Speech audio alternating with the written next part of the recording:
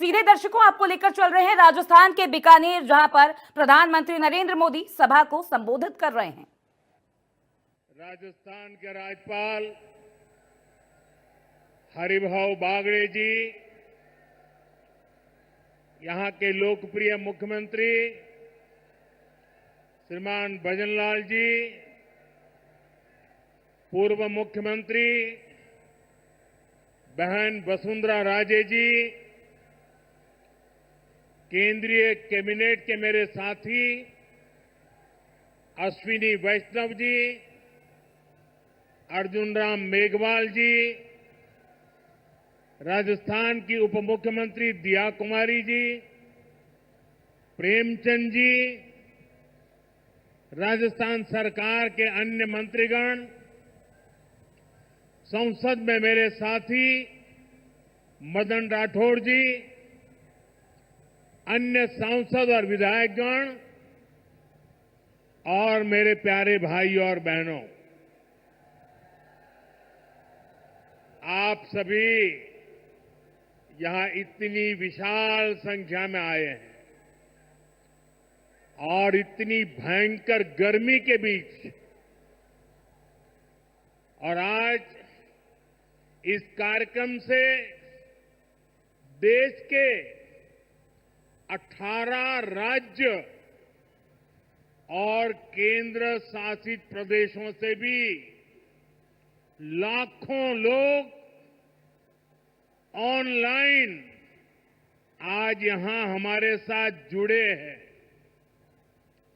अनेक राज्यों के राज्यपाल, मुख्यमंत्री, लेफ्टिनेंट गवर्नर, अन्य जनप्रतिनिधि आज हमारे साथ हैं। मैं देश भर से जुड़े सभी महानुभावों का,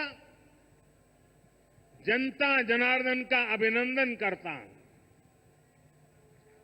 भाई और बहनों, मैं यहां पर करणी माता का आशीर्वाद लेकर आपके बीच आया हूं। करणी माता के आशीर्वाद से विकसित भारत बनाने का हमारा संकल्प और मजबूत हो रहा है। थोड़ी देर पहले विकास से जुड़ी 26,000 करोड़ रुपए की परियोजनाओं का यहां शिलान्यास और लोकार्पण हुआ है। मैं इन परियोजनाओं के लिए देशवासियों को, राजस्थान के मेरे भाई बहनों को बहुत बहुत बधाई देता हूं। साथियों, विकसित भारत बनाने के लिए आज देश में आधुनिक इंफ्रास्ट्रक्चर बनाने का बहुत बड़ा महायज्ञ चल रहा है। हमारे देश की सड़कें आधुनिक हो, हमारे देश के एयरपोर्ट आधुनिक हो, हमारे यहां रेल और रेलवे स्टेशन आधुनिक हो, इसके लिए पिछले 11 साल में अभूतपूर्व गति से काम किया गया है। आप कल्पना कर सकते हैं, इंफ्रास्ट्रक्चर के इन कामों पर देश पहले जितना पैसा खर्च करता था, आज उससे 6 गुना ज्यादा पैसा खर्च कर रहा है। 6 गुना ज्यादा। आज भारत में हो रहे इन विकास कार्यों को देखकर दुनिया भी हैरान है। आप उत्तर में जाएंगे तो चिनाब ब्रिज जैसा निर्माण देखकर लोग हैरान हैं। पूर्व की तरफ जाएंगे तो अरुणाचल की सेला टनल, असम का बोगीबिल ब्रिज, आपका स्वागत करते हैं। पश्चिम भारत में आएंगे तो मुंबई में समंदर पर बना अटल सेतु नजर आएगा। सुदूर दक्षिण में देखेंगे तो पंबन ब्रिज मिलेगा, जो अपनी तरह का देश का पहला ब्रिज है। साथियों, आज भारत अपनी ट्रेनों के नेटवर्क को भी आधुनिक कर रहा है। ये वंदे भारत ट्रेनें, अमृत भारत ट्रेनें, नमो भारत ट्रेनें, ये देश की नई गति और नई प्रगति को दर्शाती है। अभी देश में करीब 70 रूट पर वंदे भारत ट्रेनें चल रही है। इससे दूर सुदूर के इलाकों में भी आधुनिक रेल पहुंची है। बीते 11 साल में सैकड़ों रोड ओवरब्रिज और रोड अंडरब्रिज का निर्माण किया गया है। 34,000 किलोमीटर से ज्यादा के नए रेल ट्रैक बिछाए गए हैं। अब ब्रॉडगेज लाइनों पर मानव रहित क्रॉसिंग, वो बात इतिहास बन चुकी है, खत्म हो चुकी है। हम मालगाड़ियों के लिए अलग से स्पेशल पटरियां, डेडिकेटेड फ्रेट कॉरिडोर का काम भी तेजी से पूरा कर रहे हैं।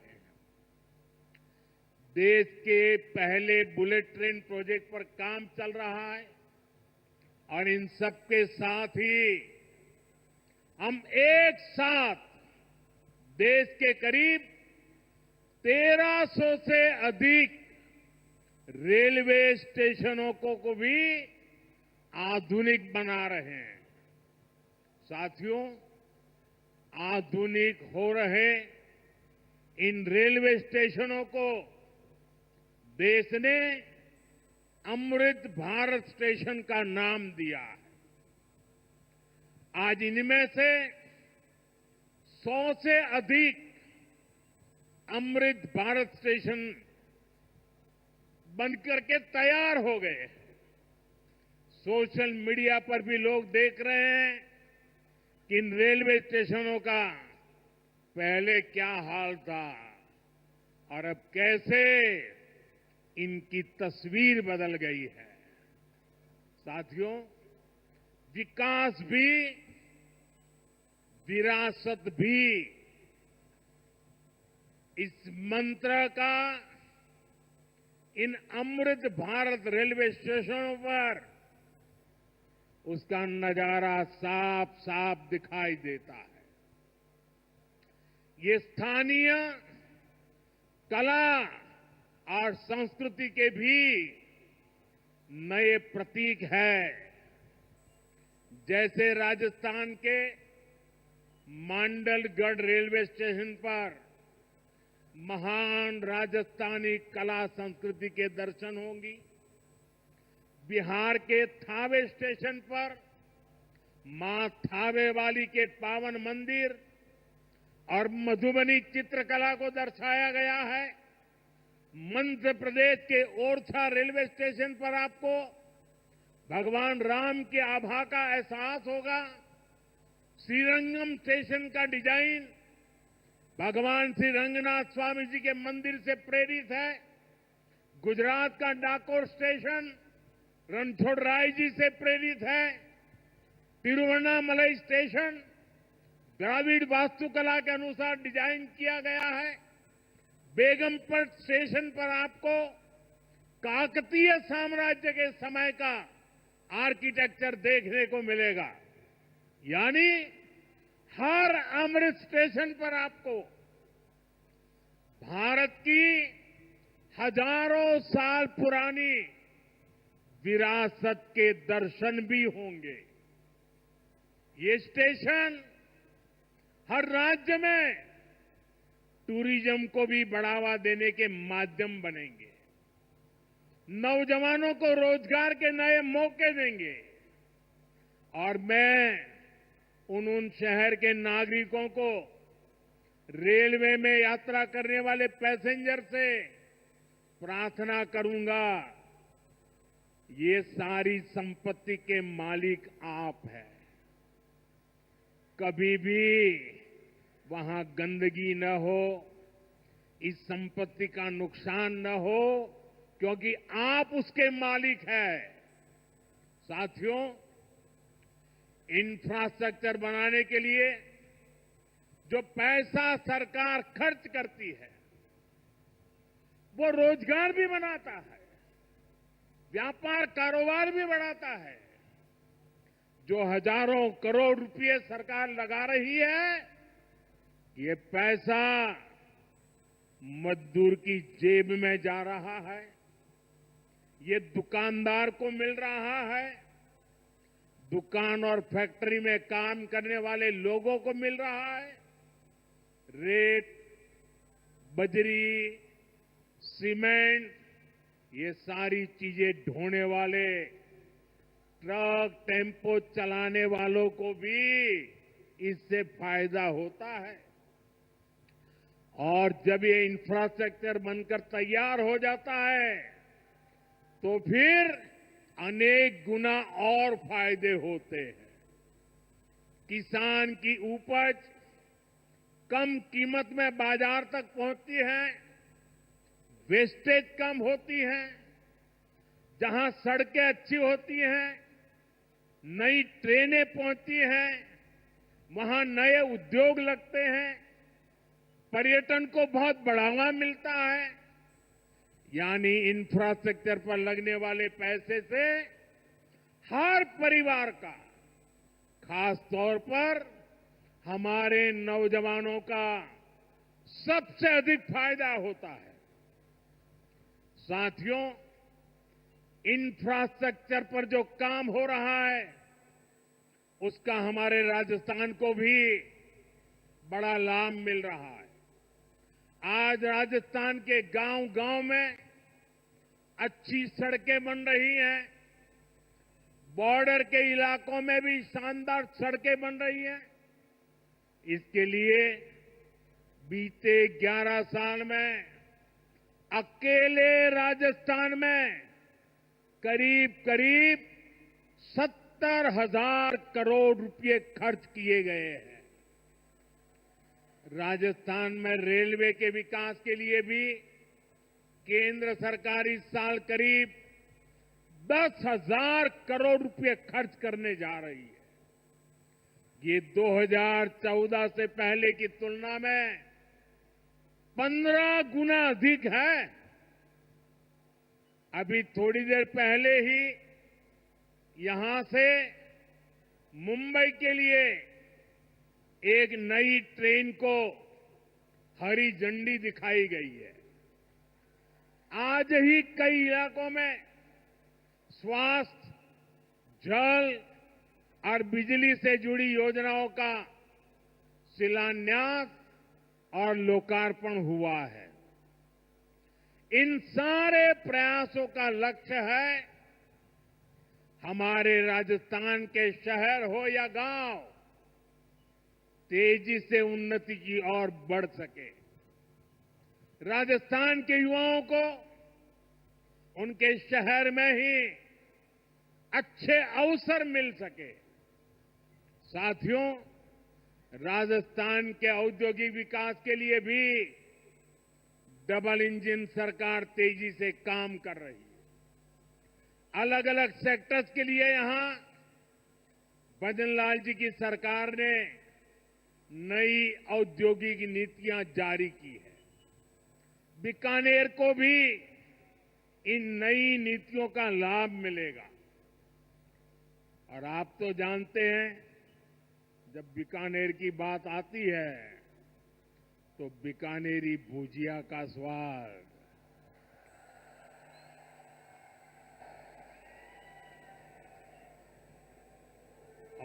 बीकानेरी रसगुल्लों की मिठास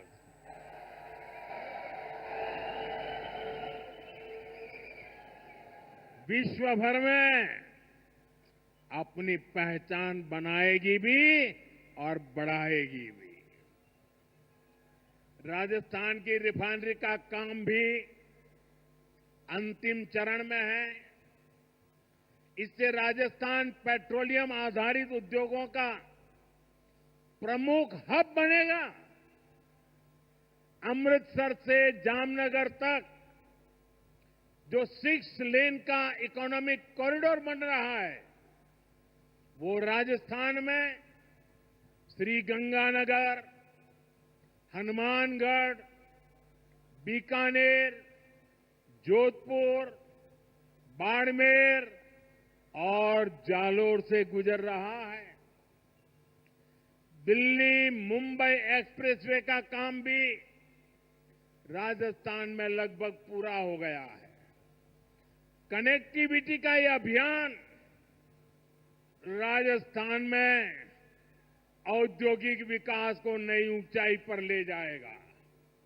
साथियों, राजस्थान में पीएम सूर्यघर मुफ्त बिजली योजना भी तेजी से आगे बढ़ रही है। इस योजना से राजस्थान के 40,000 से ज्यादा लोग जुड़ चुके हैं। इससे लोगों का बिजली बिल 0 हुआ है और लोगों को सोलर बिजली पैदा करके कमाई का नया रास्ता भी मिला है। आज यहां बिजली से जुड़े कई प्रोजेक्ट का शिलान्यास और लोकार्पण हुआ है। इनसे भी राजस्थान को और ज्यादा बिजली मिलेगी। बिजली का बढ़ता उत्पादन भी राजस्थान में औद्योगिक विकास को नई गति दे रहा है। साथियों, राजस्थान की ये भूमि रेत के मैदान में हरियाली लाने वाले महाराजा गंगा सिंह जी की भूमि है। हमारे लिए पानी का क्या महत्व है, यह इस क्षेत्र से बेहतर भला कौन जानता है। हमारे बीकानेर, श्रीगंगानगर, हनुमानगढ़, पश्चिम राजस्थान के ऐसे अनेक क्षेत्रों के विकास में पानी का बहुत बड़ा महत्व है। इसलिए एक तरफ हम सिंचाई परियोजनाओं को पूरा कर रहे हैं और साथ ही नदियों को जोड़ रहे हैं। पार्वती, काली सिंध, चंबल लिंक परियोजना से राजस्थान के अनेक जिलों को लाभ होगा। यहां की धरती, यहां के किसानों को फायदा होगा। साथियों,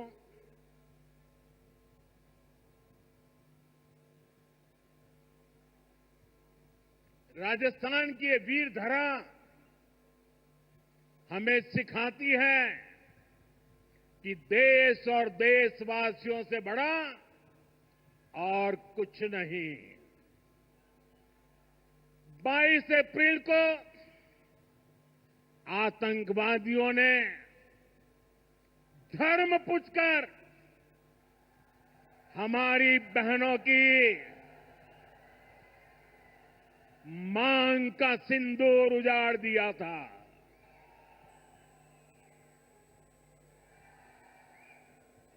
वो गोलियां पहलगाम में चली थी, लेकिन उन गोलियों से 140 करोड़ देशवासियों का सीना छलनी हुआ था।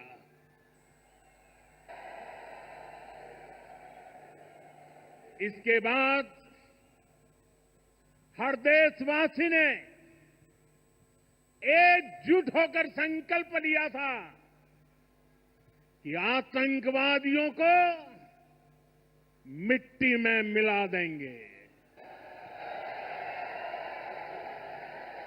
उन्हें कल्पना से भी बड़ी सजा देंगे।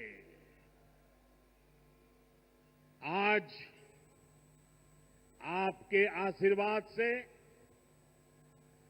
देश की सेना के शौर्य से हम सब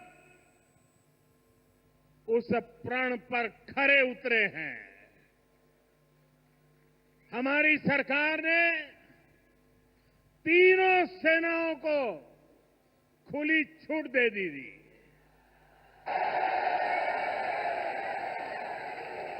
और तीनों सेनाओं ने मिलकर ऐसा चक्रव्यूह रचा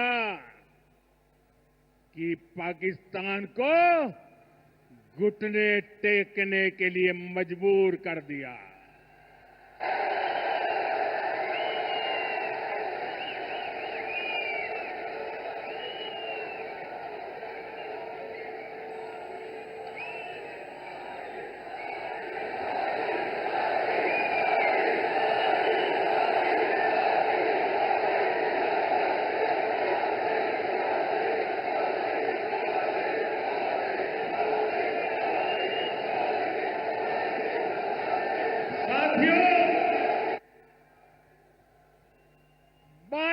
तारीख के हमले के जवाब में हमने 22 मिनट में आतंकियों के 9 सबसे बड़े ठिकाने तबाह कर दिए।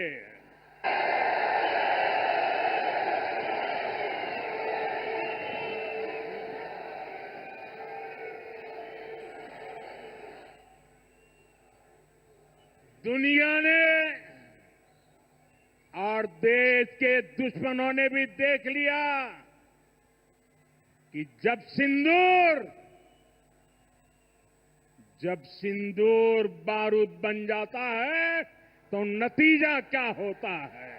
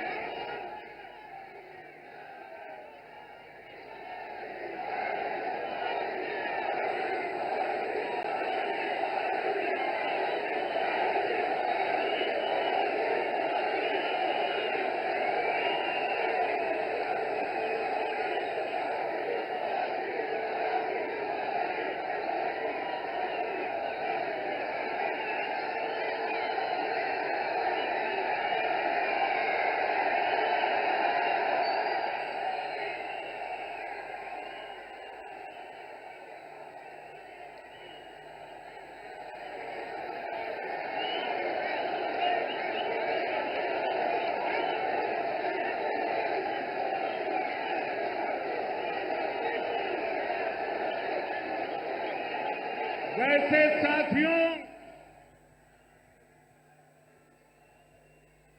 ये संयोग ही है। 5 साल पहले जब बालाकोट में देश ने एयर स्ट्राइक की थी, उसके बाद मेरी पहली जनसभा राजस्थान में ही सीमा पर हुई थी।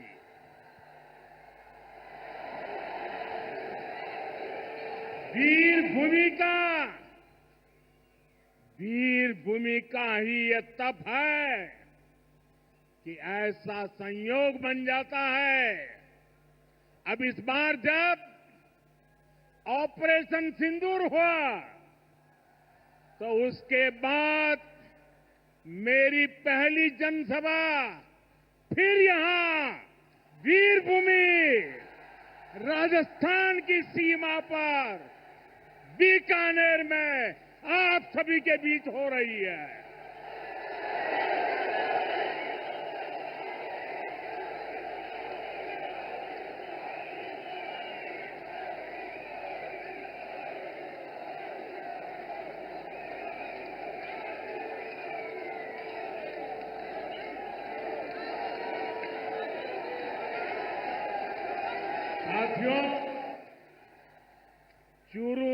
मैंने कहा था,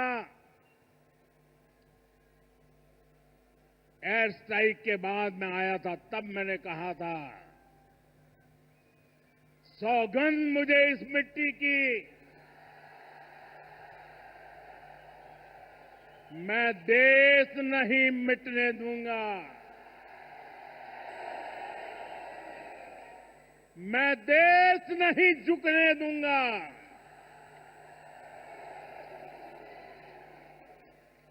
आज मैं राजस्थान की धरती से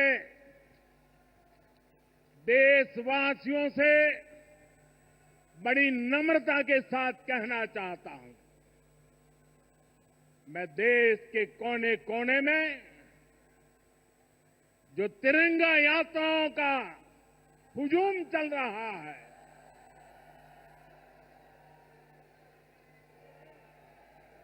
मैं देशवासियों से कहता हूं,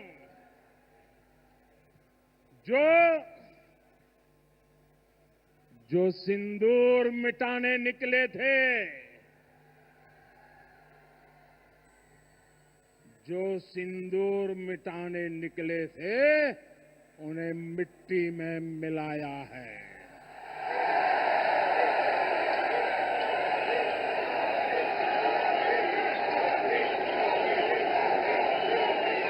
जो हिंदुस्तान का लहू बहाते थे,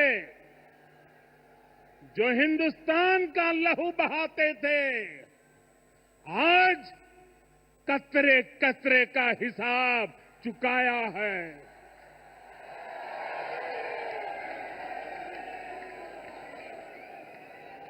जो सोचते थे भारत चुप रहेगा, आज वो घरों में डूब डूब के पड़े हैं।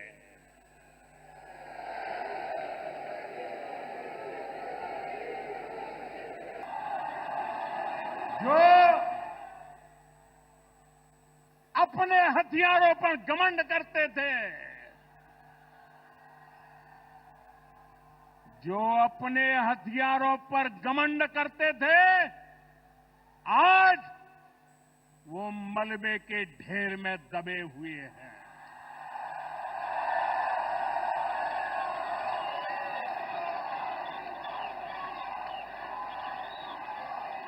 मेरे प्यारे देशवासियों, ये शोध प्रतिशोध का खेल नहीं, ये शोध प्रतिशोध का खेल नहीं, ये न्याय का नया स्वरूप है।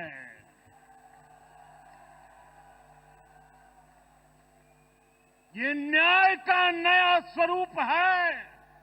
ये ऑपरेशन सिंदूर है।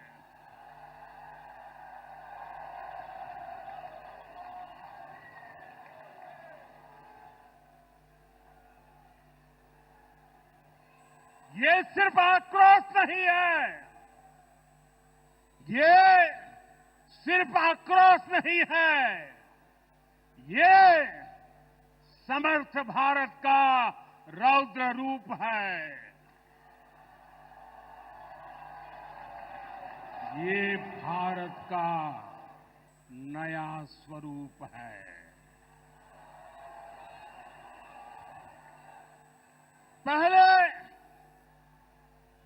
पहले घर में घुसकर किया था वार, पहले घर में घुसकर किया था वार, अब सीधा सीने पर किया प्रहार है।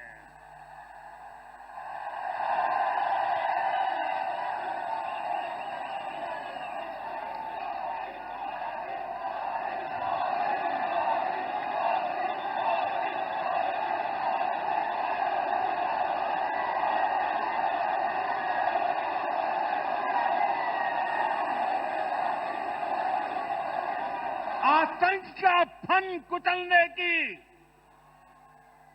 आतंक का फन कुचलने की यही नीति है, यही रीति है।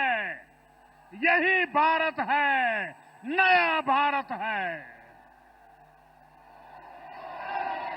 ये भारत माता की, भारत माता की, भारत माता की।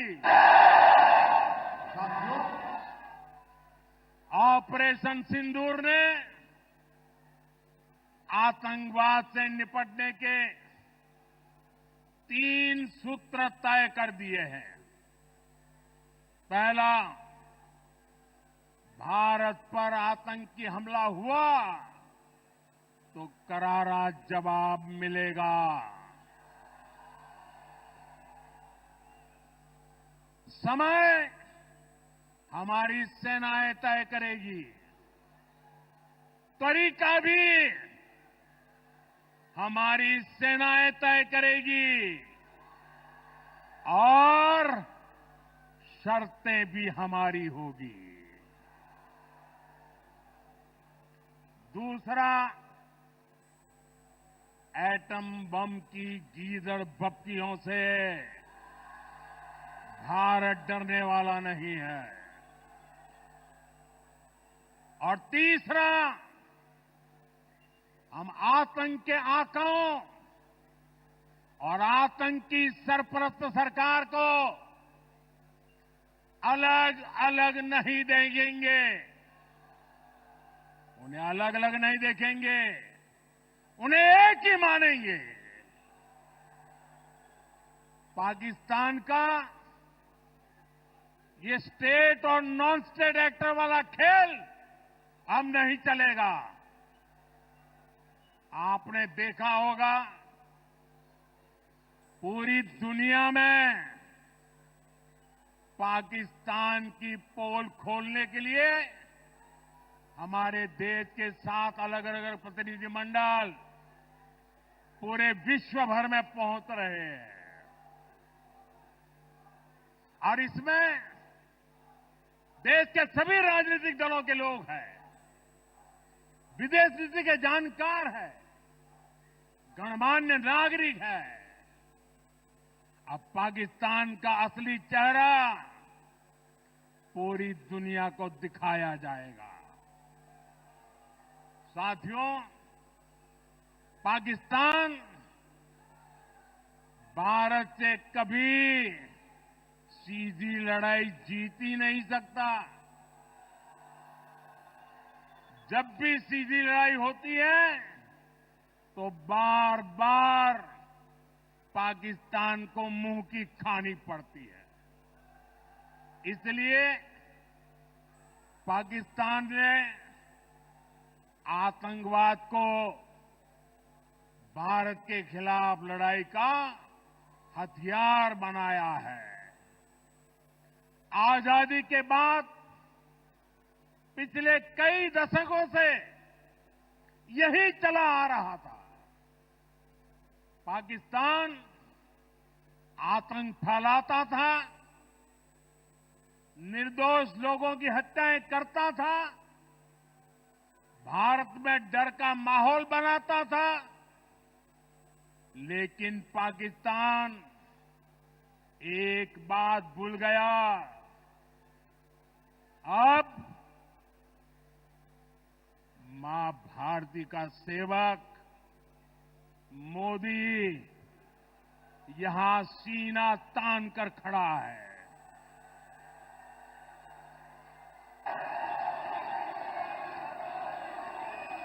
मोदी का दिमाग ठंडा है, ठंडा रहता है, लेकिन मोदी का लहू गर्म होता है।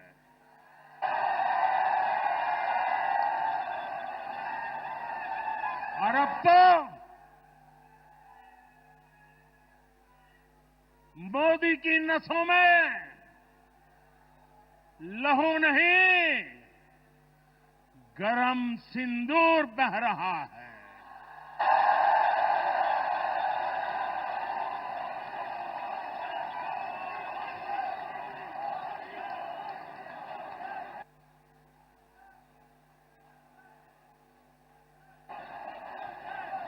अब भारत ने दो टूक साफ कर दिया है।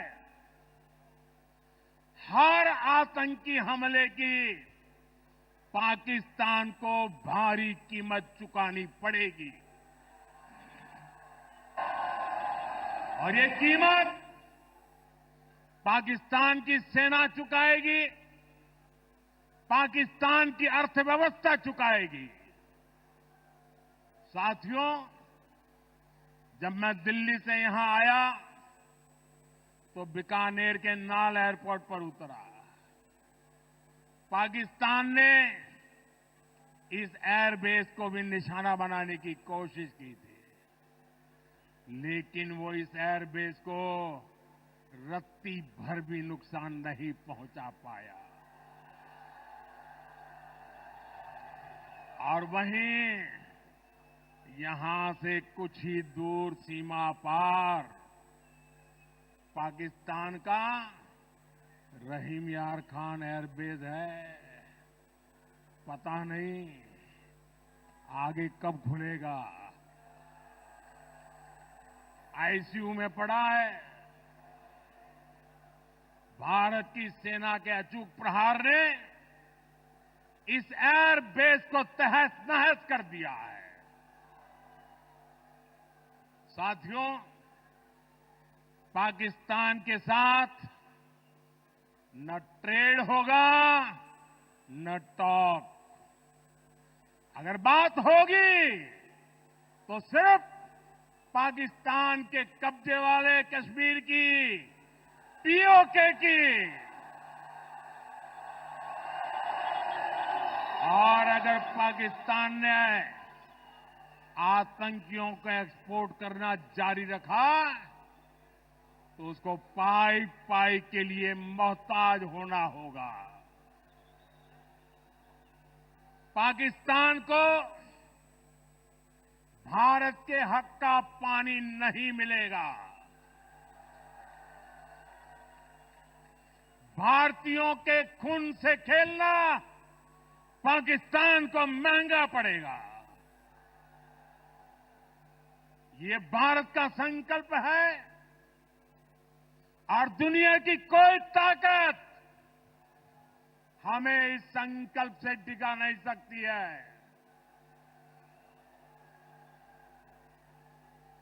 भाइयों और बहनों, विकसित भारत के निर्माण के लिए सुरक्षा और समृद्धि दोनों जरूरी है। ये तभी संभव है जब भारत का कोना कोना मजबूत होगा। आज का ये कार्यक्रम भारत के संतुलित विकास का, भारत के तेज विकास का उत्तम उदाहरण है। मैं एक बार फिर इस वीर धरा से सभी देशवासियों को बधाई देता हूं। मेरे साथ बोलिए, दोनों मुट्ठी बंद करके पूरी ताकत से बोलिए, भारत माता की, भारत माता की,